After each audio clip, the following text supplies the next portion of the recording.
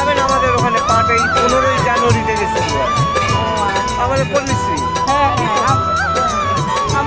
আপনারা সবাই যাবেন, হ্যাঁ, জানুয়ারি মাসের 15 তারিখ থেকে। আমরা যাই হ্যাঁ, তোমার সামনে পড়ে পুরো থাকে।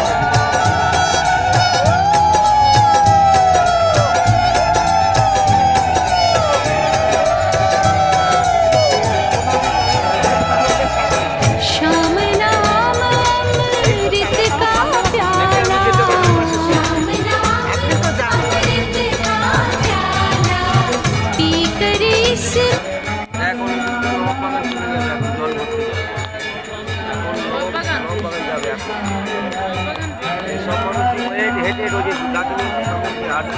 বাবা খুব খুশি হয় হুগলির মানুষকে দেখে। রাধে রাধে।